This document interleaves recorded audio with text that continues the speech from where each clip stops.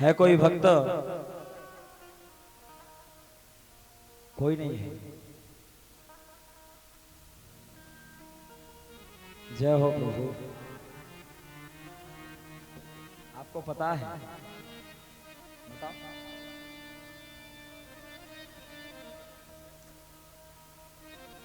महाराज ठीक है, चल रही है नैया सहारे भगवान की, क्या करें। दोष दुनिया को देते हैं और खुद हम उस रास्ते पर नहीं चलना चाहते।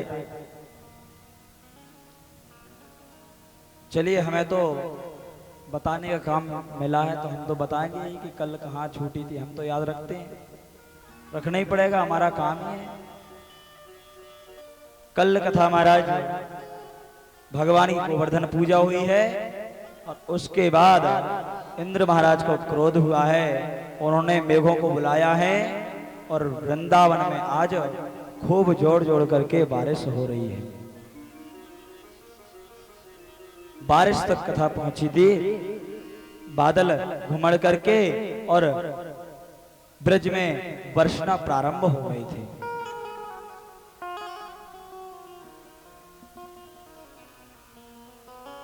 हमें याद है पंचकुल्ला से जो दाऊ जी आए हैं, नरियन पर कथा चल रही थी। हम प्रतिदिन यही पूछते थे कोई है जो बताएगा, तो हमारे दाऊ जी खड़े हो जाते थे, महाराज हम बताएंगे।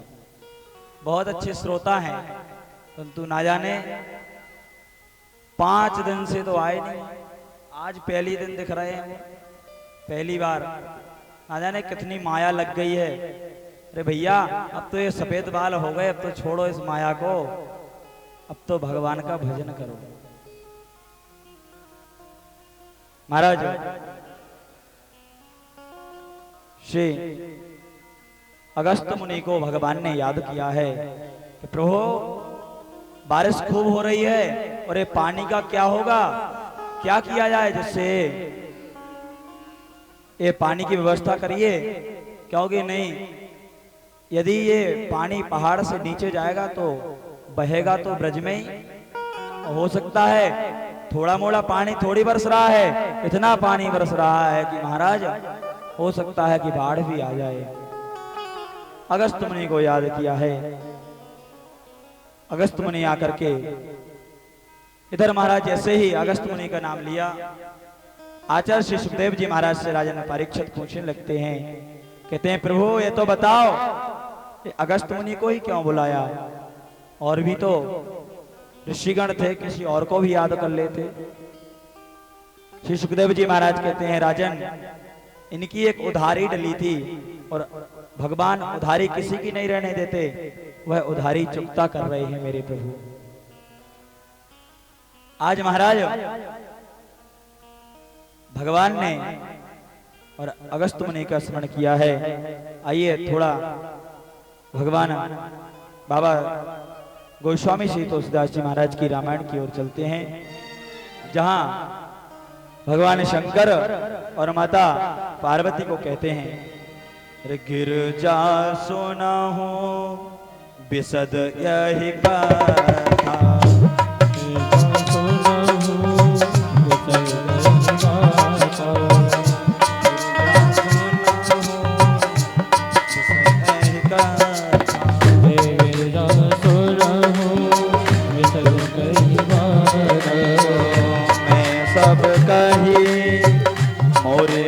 जथा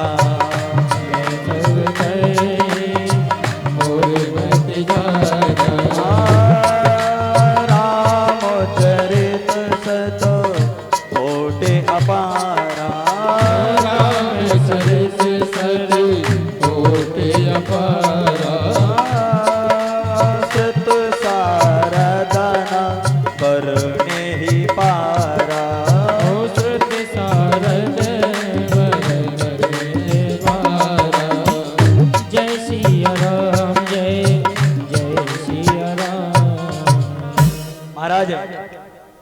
शंकर भगवान कहते हैं माता पार्वती से, देवी भगवान की महिमा को कौन गा सकता है, परंतु एक समय की बात है कि सीता मैया और पकवान बना रही थी।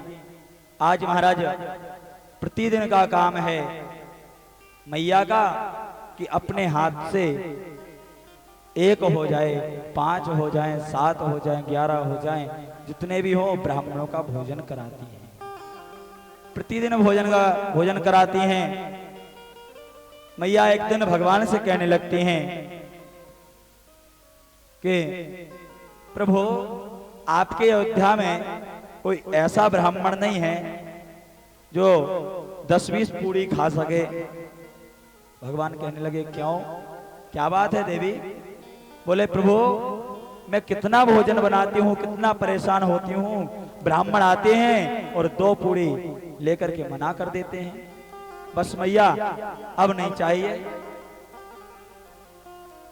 चूंकि महाराज मैया को अपने आप पर अभिमान हो गया था, और भगवान कहते हैं, देवी, अभिमान हम किसी का नहीं रहने देते। चलो, कोई पंडित मिलेगा तो उसको हम न्योता दे देंगे। भगवान महाराज प्रतिदिन की भांति आज शरीयो मैया में स्नान करने पहुंचे हैं, नित्य क्रिया की है और अगस्त मुनि का स्मरण किया है। अगस्त मुनि का स्मरण किया तो अगस्त जी शरीयो के तट पर आ जाते हैं। भगवान ने कहा, स्वामी जी, आज आपका निमंत्रण हमारे घर पर है, कृपा कीजिए। अगस्त मुनि कहने लगे, प्रभु, ये तो मेरा सौभाग्य है जो आप मुझे न्योता दे रहे हैं। और भगवान जाकर के मैया से कहते हैं, सीते, आज हम सुंदर ब्राह्मण को निमंत्रण देकर के आए हैं, तुम बढ़िया सा पकवान तैयार करो।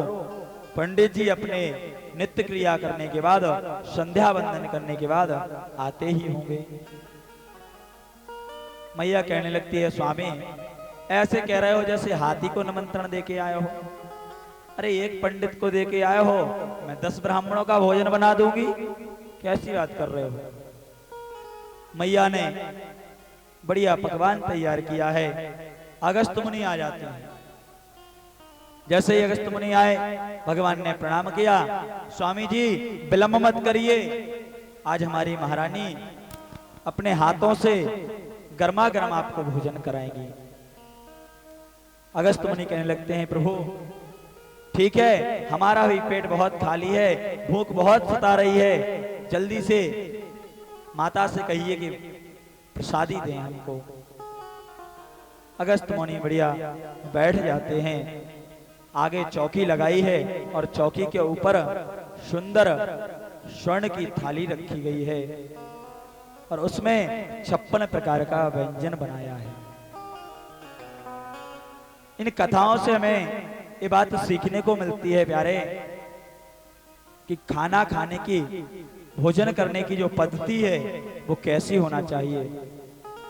भोजन कभी नीचे, जो थाली है वो कभी नीचे नहीं रखना चाहिए, पृथ्वी पर नहीं, एक चौकी होना चाहिए, उस चौकी के ऊपर प्रसादी रखा होना चाहिए।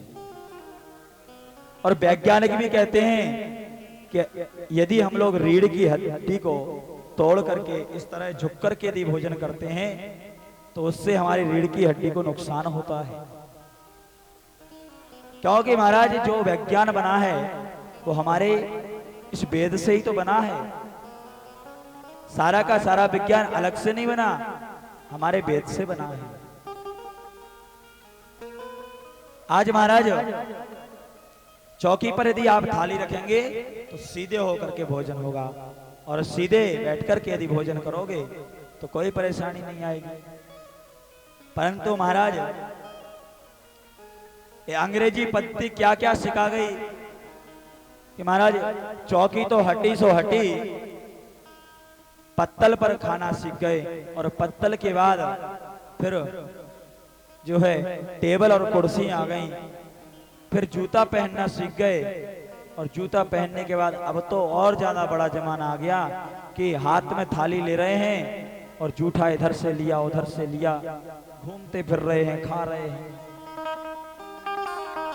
हमारे गुरुजी थे, यदि कोई लेट हो जाए तो कहते थे क्यों भैया गिद्ध भोज में गए थे क्या? हमने कहा गुरुजी गिद्ध भोज क्या होता है? बोले बेटा एक गिद्ध भोज वही होता है जहां ढक्कन लगे रहते हैं और गिद्धों की तरह हम लोग खड़े रहते हैं, और जैसे ही ढक्कन खुला हमने थाली ली और गिद्धों की तरह उस पर टूट पड़ते हैं। इसको गिद्ध भोज नाम दिया है गुरुजी ने। क्योंकि महाराज हमारी पद्धति है कि हम भगवान को भोग लगाएं, इसके बाद स्वयं खाएं। वह अमृत विषी क्यों ना हो, सुता ही अमृत के रूप में काम करेगा।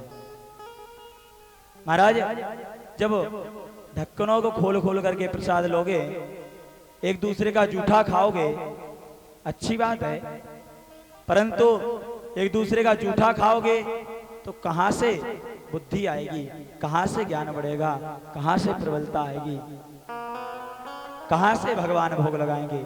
आपके जूठे का भोग लगाएंगे भगवान? महाराज नया नया चलन है, अब तो महाराज अभी अपने इधर इतना नहीं है चलन, लेकिन ग्वालियर झांसी